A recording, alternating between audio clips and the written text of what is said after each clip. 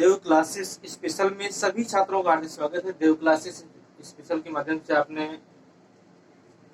Board परीक्षाओं के समय पे बहुत ही महत्वपूर्ण कॉन्सेप्ट देखे और विगत वर्षों में हमने अच्छे अंक विद्यार्थियों को हासिल करवाए। अपने माध्यम से जो भी बेहतर हो सकता था हमने किया और लगातार हम लोग करते रहेंगे। इसी कॉन्सेप्ट के साथ हम लोगों ने साइंस की ऑनलाइन क्लासेस स्टार्ट की, जिसमें से आज हम लोग 10वीं का पहला अध्याय आपको बता रहे हैं। और हो सकता है जो भी आप पढ़ेंगे वह आपको आज का आज ऐसा तैयार होगा कि पूरे जीवन में कभी आप भूलने वाला नहीं है। बस जरूरत है कॉन्सेप्ट को ध्यान से देखने की, समझने की। अगर किसी भी प्रकार की कोई क्वेरी रह जाती है तो आप उसको हमारे साथ डिस्कस कर सकते हैं। उसका जवाब हम आपको जो भी होगा अगले वीडियो में आपको देंगे। देखते हैं आज हम लोग, देखिए प्रकाश आपका जो पहला अध्याय है उसमें आपका आज हम लोग पढ़ेंगे प्रकाश के बारे में। क्या है प्रकाश? प्रकाश के गुणों के बारे में पढ़ेंगे। अदीप्त या प्रदीप्त वस्तुएं के बारे में पढ़ेंगे। प्रकाश पुंज और इसके प्रकार को देखेंगे। प्रकाश का परावर्तन और इसके नियमों को देखेंगे। आज का ये वीडियो जो है 6 कॉन्सेप्ट पे हम लोग इसको करेंगे। 2 से 3 भाग रहेंगे एक वीडियो के, और एक वीडियो ऐसा भी होगा जो कि आपको सभी वीडियो को मिला कर दिया जाएगा, जिसमें सभी भाग होंगे। तो आप सभी वीडियो को देखना है बिल्कुल ना भूलें। सबसे पहले हम बात करते हैं प्रकाश की। नंबर 1 बात करें हम लोग लाइट या प्रकाश की, तो ध्यान दीजिएगा प्रकाश किसे कहते हैं। तो प्रकाश एक प्रकार की ऊर्जा है। प्रकाश एक प्रकार की ऊर्जा है और एक ऐसी ऊर्जा जिसके माध्यम से हम वस्तुओं को देख सकते हैं। या फिर प्रकाश एक प्रकार की ऐसी ऊर्जा है जो हमारी आंखों में संवेदना उत्पन्न करती है और उसके माध्यम से हम चीजों को देख सकते हैं, समझ सकते हैं। ठीक है, तो आप प्रकाश के बारे में समझ गए होंगे। प्रकाश एक प्रकार की क्या है? ऊर्जा है, और एक ऐसी ऊर्जा जो हमारी आंखों में संवेदना उत्पन्न करती है, या फिर आप कह सकते हैं इसकी उपस्थिति में हम वस्तुओं को देख सकते हैं, प्रकाश कहलाता है। उम्मीद है चीजें आपकी क्लियर हो गई होंगी। प्रकाश, ठीक है, प्रकाश के बारे में क्लियर हो गया। प्रकाश की गुणों के बारे में देख लेते हैं। ठीक है, जब प्रकाश के बारे में हम लोग पढ़ रहे हैं तो उसकी गुणों को भी जानना अति आवश्यक हो जाता है कि प्रकाश क्या है और इसकी प्रॉपर्टीज क्या हैं। तो देखते हैं इसके प्रकाश के गुणों के बारे में। यदि हम इसका पहला गुण देखें तो आप ये कह सकते हैं कि प्रकाश आपका सीधी रेखा में आगे बढ़ता है। क्या कह सकते हैं? प्रकाश आपका सीधी रेखा में आगे बढ़ता है या फिर सीधी रेखा में चलता है। दूसरा नंबर में आप कह सकते हैं प्रकाश आपका वैद्युत चुंबकीय तरंगों के रूप में आगे बढ़ता है। वैद्युत चुंबकीय तरंगे क्या है, इनको आप लोग देखेंगे आगे, लेकिन अभी आपको सिर्फ ध्यान देना है कि आपके प्रकाश वैद्युत चुंबकीय तरंगों के रूप में भी आगे बढ़ता है।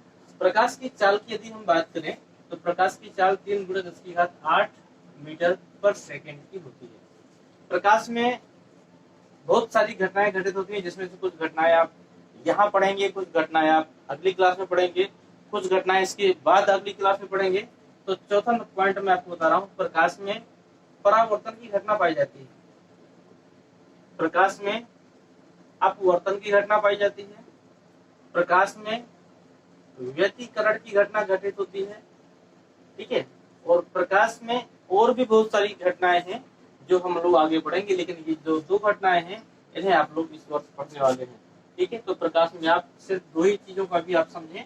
प्रकाश में परावर्तन और अपवर्तन की घटना घटित होती है। ठीक है, ये 4 पॉइंट आपके हो गए, और एक पॉइंट हम लोग और देख लेते हैं। प्रकाश निर्वात में भी गति कर सकता है। ठीक है, यह कह सकते हैं आप प्रकाश को गति करने के लिए किसी भी प्रकार के माध्यम की आवश्यकता नहीं होती। जैसे कि आप जानते हैं सूर्य से लेकर यहाँ तक, पृथ्वी तक कोई माध्यम नहीं है। ठीक है, तो आप कह सकते हैं प्रकाश हमारा जो है वह निर्वात में भी गति कर सकता है। इसको आगे बढ़ने के लिए माध्यम की आवश्यकता नहीं होती। ये 5 पॉइंट आपके पर्याप्त समझने के लिए। हाई स्कूल लेवल पे आप इतना बहुत है, यदि आप 5 पॉइंट भी लिखते हैं तो ये आपके लिए बहुत बेहतर होगा। ठीक है, तो फिर से देख लेते हैं। प्रकाश सीधी रेखा में आगे बढ़ता है। अब सीधी रेखा में आगे बढ़ता है तो आपने देखा होगा कि हमारे कमरों में प्रकाश तो नहीं आ रहा है, लेकिन फिर भी कमरे में उजाला है। तो इसके लिए मैं आपको बता दूं, हमारे वायुमंडल में बहुत सारे धूल मिट्टी के कण मौजूद हैं, बहुत सारे धूल मिट्टी के कण मौजूद हैं, और प्रकाश जब इन कणों से टकराता है तो ये सारे कण जो होते हैं प्रकाशित हो जाते हैं और इनसे प्रकाश सभी दिशाओं में फैलने लगता है और इसी कारण प्रकाश का जो भी रेशियो है थोड़ा सा बढ़ता है और ये हमारे आसपास के एरिया में उजाला कर देता है। ठीक है, तो अगर इसको आप इस घटना को देखना चाहते हैं कि प्रकाश किस प्रकार टकराता है, तो आप किसी भी बंद कमरे में ऐसी जगह बैठिए जहां प्रकाश बिल्कुल ना आ सके और वहां पर किसी भी प्रकार से एक ऐसी किरण लाइए जो मतलब सिंगल किरण आ रही है, तो आप उस किरण में देखेंगे जैसे कच्ची मिट्टी के जो मिट्टी के जो घर होते हैं उसमें जो छप्पर होता है, यदि आपने कभी नोटिस किया हो तो उस छप्पर से कहीं ना कहीं से प्रकाश अंदर तक आ जाता है। यदि आप उस प्रकाश को ध्यान से देखें तो आप देखेंगे उस प्रकाश किरण में असंख्य कण आपको टहलते हुए दिखाई देंगे जो कि ब्राउनी गति करते हैं, टेढ़ी मेढ़ी गति करते हैं, जिगजैग गति करते हैं।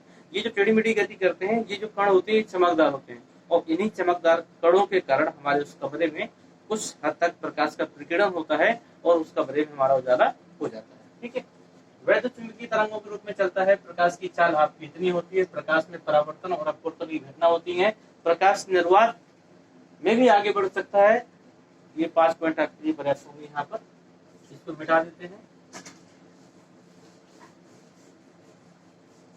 अब अगला पॉइंट जो देखिए 2 पॉइंट आपके हो चुके, एक ये और एक ये है। तीसरा पॉइंट देखते हैं, अदीप्त या प्रदीप्त वस्तुएं। अदीप्त या प्रदीप्त वस्तुएं। अब ये अदीप्त और प्रदीप्त वस्तुएं क्या होती हैं?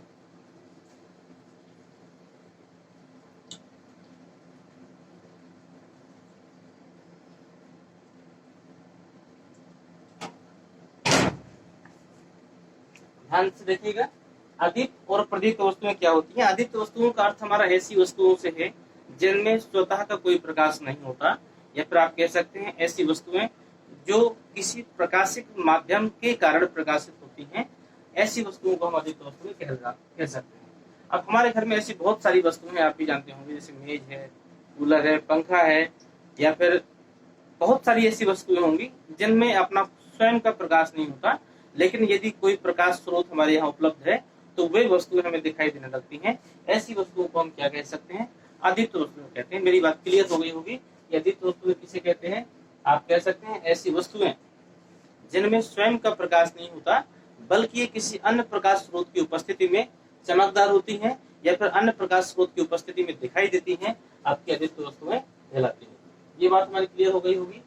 एग्जाम्पल में आप बहुत सारी चीजें ले सकते हैं। आपके घर में जो भी चीजें उपस्थित हैं जिनसे प्रकाश उत्सर्जित नहीं होता, जबकि उससे वह किसी अन्य प्रकाश स्रोत की उपस्थिति में आपको दिखाई देती हैं, ये सारी वस्तुएं क्या कहलाती हैं? ये आपकी अदीप्त वस्तुएं कहलाती हैं। अब देखते हैं प्रदीप्त वस्तुओं के बारे में। प्रदीप्त क्या होती है? सॉरी, अदीप्त में मैं एक चीज आपको बताना भूल गया। चंद्रमा आपका एक अदीप्त वस्तुओं के अंतर्गत ही आता है।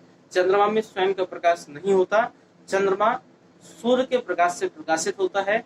इस प्रकार चंद्रमा भी आपका अदीप्त के अंतर्गत आता है। चंद्रमा को आप प्रदीप्त में मत करिएगा। अगर आपके दिमाग में ये चल रहा हो कि रात में चंद्रमा की वजह से आपका प्रकाश आपके यहाँ तक पहुंचता है, तो ये गलत है।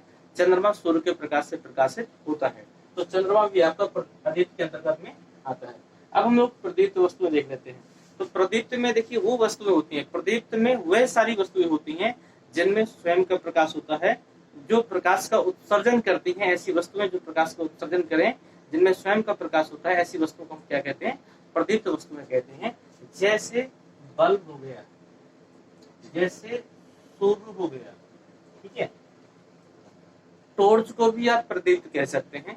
और बहुत सारी चीजें, जैसे रॉड हो गया आपका, बल्ब हो गया आपका, एलईडी बल्ब हो गया, दीपक हो गया, मोमबत्ती हो गई, ये सारी इसमें है प्रदीप्त। उम्मीद करते हैं समझ में आ गया होगा। फिर से मैं एक बार रिमाइंड कर लूं कि प्रदीप्त और अदीप्त किसे कहते हैं। तो प्रदीप्त किसे कहते हैं? ऐसी वस्तुएं जिनमें स्वतः प्रकाश उत्सर्जन करने की क्षमता नहीं होती, जबकि वह अन्य किसी प्रकाश स्रोत की उपस्थिति में दिखाई देती हैं या चमकदार होती हैं। ऐसी वस्तुओं को अदीप्त वस्तुएं कहते हैं। चंद्रमा एक अदीप्त वस्तु है। चंद्रमा के अतिरिक्त मेज, पंखा, कूलर, टीवी जो भी है आपकी, सॉरी टीवी का मैंने नाम लिया, टीवी से जबकि कुछ हद तक प्रकाश हमें आता है, तो टीवी को हम नहीं बोलेंगे। मेज हमने बोला, कुर्सी, टेबल, पंखा, ये सब चीजें जो हैं ठीक है, दरवाजे हो गए, दीवार हो गए, ये सब क्या है आपका आदित्य के अंतर्गत में आता है। और चंद्रमा भी आपका आदित्य हो गया।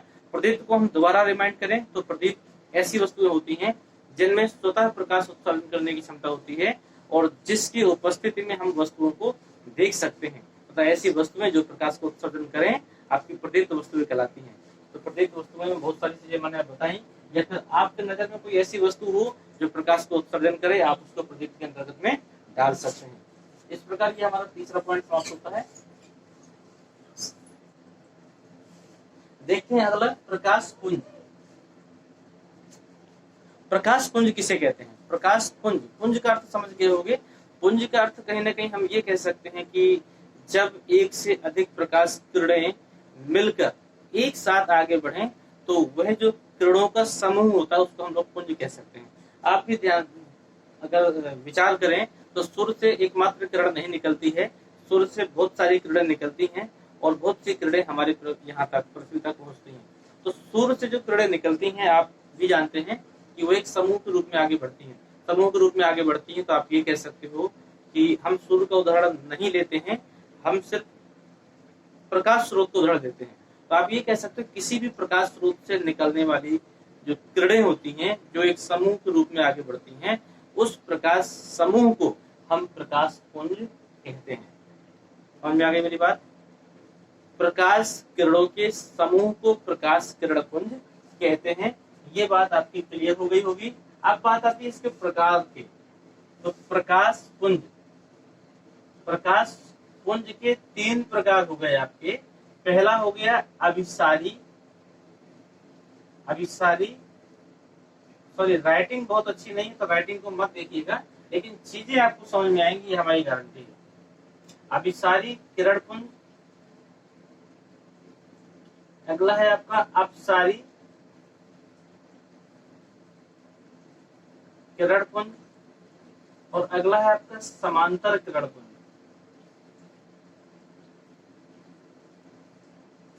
3 प्रकार के पुंज हैं आपके। एक है अभिसारी किरण पुंज, एक है अपसारी किरण पुंज और एक है आपका समांतर किरण पुंज। 3 प्रकार के पुंज हैं। अब हम देखते हैं अभिसारी क्या होता है। अभिसारी किरण पुंज को समझ लीजिए। तो अभिसारी का अर्थ होता है मिलाना, ठीक है। तो आप ऐसा कह सकते हो कि जब प्रकाश किरणों का ऐसा समूह, प्रकाश किरणों का ऐसा समूह जो किसी एक बिंदु पर मिलता हुआ प्रतीत हो, अभिसारी किरण पुंज कहलाता है। प्रकाश किरणों का ऐसा समूह जो किसी एक बिंदु पर मिलता हुआ प्रतीत हो, अभिसारी किरण पुंज कहलाता है। इसको हम देख लेते हैं। मान के चलिए कि ये सभी किरणें हमारी एक साथ आ रही हैं, ठीक है। लेकिन यहाँ से कोई हमने लेंस इस प्रकार लगा दिया कि ये सारी किरणें हमारी एक बिंदु पर फोकस हो जाती हैं, ठीक है। ये सारी किरणें आ रही थी लेकिन सारी किरणें किसी एक बिंदु पर मिलती हुई प्रतीत हो, तो यह जो किरण पुंज होगा यह कहलाएगा आपका अभिसारी किरण पुंज। यदि प्रकाश किरणें किसी एक बिंदु पर फोकस करें या एक बिंदु पर मिलती हुई प्रतीत हो तो ऐसा किरण पुंज कहलाता है अभिसारी किरण पुंज। ध्यान दीजिएगा, अभिसारी का मतलब होता है मिलाना। तो ऐसी किरणों का समूह जो किसी एक बिंदु पर फोकस करे या किसी एक बिंदु पर मिलता हुआ प्रतीत हो, अभिसारी किरण पुंज कहलाता है, ठीक है। मेरी बात क्लियर हो गई होगी। इसको आप इस प्रकार भी बना सकते हैं, चित्र को इस प्रकार भी बना सकते हैं। इस तरह आप दिखा देंगे तो यह पुंज भी आपका अभिसारी किरण पुंज ही कहलाएगा। अब देखते हैं दूसरा, अपसारी। अपसारी का अर्थ होता है फैलाना। अपसारी का अर्थ होता है फैलाना। तो आप इसी का जस्ट उल्टा कहें, ऐसा प्रकाश किरण का ऐसा पुंज या फिर प्रकाश किरणों का वह समूह जो किसी एक बिंदु से निकलता हुआ प्रतीत हो। प्रकाश किरणों का ऐसा समूह या प्रकाश पुंज जो किसी एक बिंदु से निकलता हुआ प्रतीत हो, अपसारी किरण पुंज कहलाता है। अपसारी का अर्थ होता है फैलना।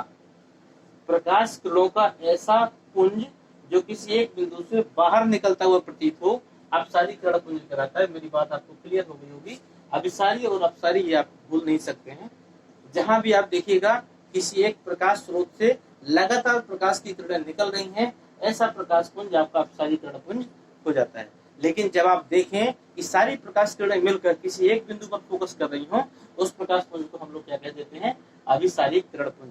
ये दो बातें क्लियर हो गई। तीसरी बात हमारी है समांतर किरणपुंज की। समांतर किरणपुंज में यह होता है कि प्रकाश किरणों का वह समूह जो किसी भी कीमत पर किसी एक दूसरी किरण से न मिले, या फिर आप कह सकते हो प्रकाश किरणों का ऐसा समूह जो एक दूसरे के समांतर हो और आपस में कभी ना मिले, ऐसे प्रकाश किरणों के समूह को क्या कहते हैं? समांतर किरणपुंज। प्रकाश किरणों का ऐसा समूह जो किसी एक दूसरे किरणों से न मिले, ऐसे प्रकाश पुंज को क्या कहते हैं? समांतर किरणपुंज। उम्मीद है कि बातें क्लियर हो गई होंगी। यह पॉइंट आपके क्लियर हो गया होगा। प्रकाश पुंज किसे कहते हैं और उसके प्रकार कितने होते हैं। प्रकाश पुंज मैं एक बार दोबारा बता दूं आपसे, प्रकाश पुंज का अर्थ होता है प्रकाश किरणों का समूह। ठीक है, तो प्रकाश किरण जब एक समूह के रूप में आगे बढ़े तो उसे हम कहते हैं प्रकाश पुंज। इसके तीन भाग हैं, अभिसारी किरण पुंज, अपसारी किरण पुंज और समांतर किरण पुंज। अभिसारी में क्या होता है कि प्रकाश किरणों का वह समूह जो किसी एक बिंदु पर मिलता हुआ प्रतीत हो, या प्रकाश किरणें किसी एक बिंदु पर फोकस करें, ऐसा प्रकाश पुंज अभिसारी किरण पुंज कहलाता है। लेकिन जब प्रकाश किरणें एक बिंदु से निकलती हुई प्रतीत हो तो ऐसा किरण पुंज अपसारी किरण पुंज कहलाता है। और जब प्रकाश किरणें एक दूसरे से बिल्कुल न मिले, एक दूसरे के समांतर हो, तो ऐसा किरण पुंज समांतर किरण पुंज कहलाता है। ये तीनों पॉइंट आपके इसके अंतर्गत में कवर हो जाते हैं। इस प्रकार हमने आज के इस सेशन का चौथा पॉइंट कवर किया। उम्मीद है चीजें आपको समझ में आ गई होंगी। चाहे तो आप स्क्रीनशॉट ले सकते हैं, नहीं तो जो चीज मैंने समझाई है उम्मीद है ये आपको भूलेगी नहीं। चलिए अगला देखते हैं, प्रकाश का परावर्तन। मोस्ट इंपोर्टेंट है ये, प्रकाश का परावर्तन।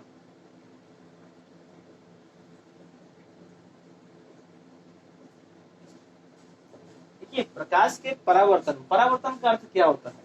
परावर्तन का अर्थ होता है किसी भी चीज का किसी सतह से टकराकर उसी दिशा में वापस हो जाना, प्रकाश ये परावर्तन कहलाता है। ठीक है, जैसे आपने गेंद नीचे मारी और वो दोबारा आपके पास आ जाती है, तो ये परावर्तित हो गई एक तरीके से। आपने गेंद दीवार पे मारी और ये दोबारा वापस आपके पास आती है, तो ये आपका परावर्तन कहलाएगी। लेकिन प्रकाश का परावर्तन का अर्थ क्या होता है कि मान के चलिए कि हमारे पास कोई एक सतह है, यह सतह पेंट की हुई है, आप इसको शीशा भी मान सकते हैं।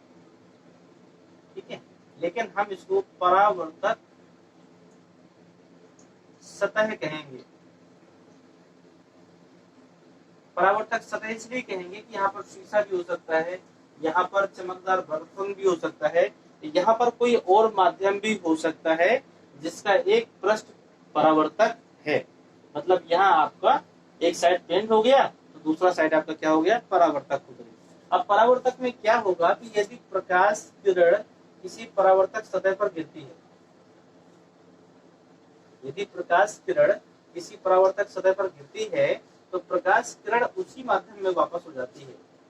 यहाँ पर अब हम प्रकाश लिख देते हैं। अब प्रकाश में आप ये ना कहिएगा कि सिर्फ सूर्य का प्रकाश हो, प्रकाश किसी भी प्रकार का हो सकता है और प्रकाश सूर्य का भी हो सकता है। ठीक है, लेकिन बस मैं सिर्फ प्रकाश की बात कर रहा हूँ कि यदि प्रकाश किसी भी परावर्तक सतह पर टकराता है तो प्रकाश किरण, मैंने सॉरी प्रकाश कहा है, प्रकाश किरण बोलना है हमें। यदि प्रकाश किरण किसी भी परावर्तक सतह से टकराती है तो प्रकाश किरण उसी माध्यम में वापस हो जाती है। यही घटना प्रकाश का परावर्तन कहलाती है। ध्यान दीजिएगा, इस किरण को हम लोग कहेंगे आपतित किरण, और यही किरण है आपकी परावर्तित किरण। ठीक है, ध्यान दीजिएगा, यह किरण आपतित किरण हो गई और यह किरण आपकी परावर्तित किरण हो गई। तो आप फिर से इसी परिभाषा को मेरे साथ बोले कि जब प्रकाश की कोई किरण किसी परावर्तक सतह पर टकराती है तो वह किरण उसी माध्यम में वापस हो जाती है। माध्यम मैंने क्यों कहा? यह पहला माध्यम है और यह दूसरा माध्यम है। आपकी किरण एक माध्यम से दूसरे माध्यम में प्रवेश नहीं की, तो इसलिए मैंने कहा उसी माध्यम में वापस हो जाती है और यह घटना कहलाती है प्रकाश का परावर्तन। तो ध्यान से देखिएगा, पांचवा पॉइंट आपका क्लियर हो जाता है। यहाँ पर प्रकाश का परावर्तन किसे कहते हैं? तो परिभाषा आपकी बनी, प्रकाश की कोई किरण जब भी किसी परावर्तक सतह से टकराती है तो वह किरण उसी माध्यम में वापस हो जाती है। इस घटना को प्रकाश का परावर्तन कहते हैं। उम्मीद है चीजें क्लियर हो गई होंगी। इसमें आप कह सकते हैं जो प्रकाश की किरण आपतित हो रही है उसको आपतित किरण, और जो परावर्तित हो रही है उसको हम परावर्तित किरण कहते हैं। अब बात आती है परावर्तन के नियम की। तो परावर्तन के देखिए दो नियम, ठीक है। पहला नियम क्या है, यदि हम इन दोनों किरणों के बीच में एक लंब डालें, ठीक है, यदि हम लंब डालें तो हम देखते हैं कि यह कोण, जिसको हम आई कहते हैं, ठीक है, यह कोण जिसे हम आई कहते हैं, यह कहलाता है आपतन कोण, क्योंकि आपतित किरण के साथ अविलंब के साथ बन रहा है, इसलिए आपतन कोण होगा। और यह कोण कहलाता है आर, और इसको हम लोग कहते हैं अपवर्तन कोण, सॉरी परावर्तन कोण, ये कहलाएगा परावर्तन कोण। तो आप कह सकते हैं कि प्रकाश के परावर्तन के नियम के अनुसार आपतन कोण का मान परावर्तन कोण के मान के बराबर होता है। प्रकाश के परावर्तन के नियम के अनुसार आपतन कोण का मान परावर्तन कोण के मान के बराबर होता है, ठीक है। ये आपका पहला नियम हो गया। दूसरा नियम क्या है, प्रकाश के परावर्तन के नियम के अनुसार आपतित किरण, ध्यान से देखिएगा, ये आपतित किरण हुई, ये परावर्तित किरण, आपको लिखना भी है। प्रकाश के परावर्तन के दूसरे नियम के अनुसार आपतित किरण, परावर्तित किरण, अविलंब तथा आपतन बिंदु, इसे हम लोग कहेंगे आपतन बिंदु, जहां सब मिल रहे हैं, आपतन बिंदु। तो आप कह सकते हैं प्रकाश के परावर्तन के दूसरे नियम के अनुसार आपतित किरण, परावर्तित किरण, अविलंब और आपतन बिंदु एक ही तल पर होते हैं, ठीक है। तो इन चीजों को एक बार हम लोग समराइज कर लेते हैं, फिर से सभी चीजों को हम फटाफट देखेंगे एक बार, और इसके बाद में मैं कुछ प्रश्न आपसे पूछूंगा। यदि आपने कुछ सीखा हो तो आप जवाब जरूर दीजिएगा, और ना सीखा हो तो भी आप जवाब दीजिएगा कि इसको हमें बताइए, मैं उसको बताऊंगा। सबसे पहले चीज प्रकाश, तो हमने आपको बताया प्रकाश एक प्रकार की ऊर्जा होती है जो हमारी आंखों में संवेदना उत्पन्न करती है, इसके माध्यम से हम वस्तुओं को देख सकते हैं, प्रकाश कहलाता है। प्रकाश के गुण में मैंने आपको बताया, प्रकाश सीधी रेखा में चलता है, प्रकाश वैद्युत चुंबकीय तरंगों के रूप में आगे बढ़ता है, प्रकाश की चाल 3×10⁸ मीटर प्रति सेकेंड होती है, प्रकाश निर्वात में भी आगे बढ़ सकता है। इस प्रकार आपका प्रकाश के गुण मैंने आपको बताए। इसके बाद में अदीप्त और प्रदीप्त वस्तुएं मैंने आपको बताया। तो अदीप्त में क्या था कि वह वस्तुएं जो स्वतः प्रकाश को उत्सर्जन नहीं करती, लेकिन प्रकाश की उपस्थिति में यह चमकदार जरूर हो जाती हैं, ये दिखाई देने लगती हैं, अदीप्त वस्तुएं कहलाती हैं, जैसे मेज, कुर्सी, पंखा वगैरह, ये सब अदीप्त वस्तुएं हैं। प्रदीप्त में क्या है, ऐसी वस्तुएं जो स्वतः प्रकाश को उत्सर्जन करें या प्रकाश को उत्सर्जित करती हैं, प्रदीप्त वस्तुएं कहलाती हैं। प्रदीप्त में आपका सूर्य भी है, प्रदीप्त में आपकी मोमबत्ती भी है, प्रदीप्त में बल्ब भी है, रॉड भी है, ये सारी प्रदीप्त वस्तुएं हैं। और चंद्रमा को हम लोग अदीप्त मानते हैं, ध्यान दीजिएगा। प्रकाश पुंज में मैंने आपको बताया था, प्रकाश किरणें जब किसी समूह के रूप में आगे बढ़े तो इस प्रकार के समूह को हम लोग प्रकाश पुंज कहते हैं। प्रकाश पुंज 3 प्रकार का होता है। नंबर 1 अभिसारी किरण पुंज, नंबर 2 अपसारी किरण पुंज, नंबर 3 समांतर किरण पुंज। अभिसारी क्या है, अभी का मतलब होता है मिलाना, तो अभिसारी का मतलब भी होता है कि जब प्रकाश पुंज किसी एक बिंदु पर मिलता हुआ प्रतीत हो, या फिर प्रकाश की सारी किरणें किसी एक बिंदु पर यदि फोकस करें तो ऐसे प्रकाश पुंज को हम लोग अभिसारी किरण पुंज कहते हैं। यदि प्रकाश पुंज किसी एक बिंदु से निकलता हुआ प्रतीत हो तो ऐसे प्रकाश पुंज को हम लोग अपसारी किरण पुंज कहते हैं। तथा समांतर किरण पुंज में होता है कि जब सारी किरणें एक दूसरे के समांतर हो, आपस में कभी ना मिले, तो ऐसा प्रकाश पुंज आपका समांतर किरण पुंज कहलाता है। इस प्रकार हमारा चौथा पॉइंट कंप्लीट हुआ। प्रकाश का परावर्तन फिर से देख लीजिए। प्रकाश की किरण जब किसी परावर्तक सतह से टकराती है तो वह किरण उसी माध्यम में वापस हो जाती है, यह घटना प्रकाश का परावर्तन कहलाती है। और नियम क्या थे, पहला और दूसरा मैंने आपको बता दिया। आपतन कोण परावर्तन कोण के बराबर होता है, तथा आपतित किरण परावर्तित किरण अविलंब और आपतन बिंदु एक ही तल पर होते हैं। इस प्रकार ये पूरे चैप्टर को हम लोगों ने समराइज किया। अब मैं कुछ प्रश्न आपसे पूछता हूँ, पॉइंट बाई पॉइंट कुछ प्रश्न मैं आपको दे रहा हूँ, यदि हो सके तो आप आंसर जरूर दीजिएगा। सबसे पहले चीज हम इसी से पूछ लेते हैं, प्रकाश की चाल कितनी होती है। इसी पॉइंट के अंतर्गत मैंने आपसे एक प्रश्न पूछा है, यदि आपने वीडियो को ध्यान से सुना होगा तो आपको चीजें पता होंगी। प्रकाश की चाल कितनी होती है आपको यह बताना है, और प्रकाश में किस किस घटनाओं का जिक्र किया गया है। मैंने कुछ घटनाएं आपको पढ़ाई है आज, तो अगर हो सके तो पहले प्रश्न का उत्तर तो आपको देना ही देना है कि प्रकाश की चाल कितनी होती है। एक पॉइंट तो ये हो गया। दूसरा पॉइंट है किन्हीं 4 अदीप्त और किन्हीं 4 प्रदीप्त वस्तुओं का नाम लिखना है आपको कमेंट बॉक्स में। यदि आपने पढ़ा है और आपको समझ में आई चीजें तो आप इसके नाम जरूर लिखिएगा। अगला प्रकाश पुंज अथवा प्रकार, इसके अंतर्गत में एक प्रश्न आपसे ये कर रहा हूँ कि आप क्या समांतर किरण पुंज को अभिसारी किरण पुंज बना सकते हैं, और बना सकते हैं तो कैसे, आप उसके बारे में आप बता सकते हैं।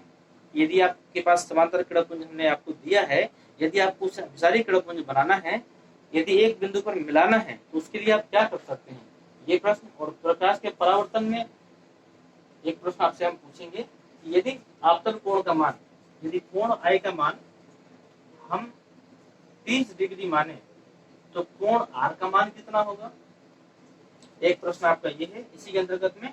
और यदि हम आपसे कहें कोण R का मान 60 डिग्री है तो कोण I का मान कितना होगा। बड़े सरल से प्रश्न है, उम्मीद है आपसे बन जाएंगे। और मैं ये क्यों पूछा हूँ, सिर्फ इसलिए पूछे हैं मैंने, हालांकि आप सभी ने वीडियो बड़े ध्यान से देखा, लेकिन फिर भी मेरे प्रश्न पूछने का एकमात्र मकसद ये था कि क्या आपने सारे पॉइंटों को ध्यान से देखा है, क्या सारे कॉन्सेप्ट आपके क्लियर हो गए हैं। यदि नहीं भी हुए हैं तो यदि आप इन प्रश्नों के कारण दोबारा वीडियो को देखेंगे तो हो सकता है चीजें आपकी क्लियर हो जाए। तो इसी प्रकार हम इसके आगे बात करेंगे अगली वीडियो में, और हम आज इस वीडियो को यही समाप्त करते हैं। उम्मीद करते हैं वीडियो आपको पसंद आया होगा। पहली बार मैं आपके साथ लाइव क्लास में हूँ और उम्मीद करता हूँ मेरी बताई हुई चीजें आपको सारी क्लियर हुई होंगी। तो मिलते हैं आपसे अगले वीडियो में इसके अगले पार्ट के साथ। धन्यवाद।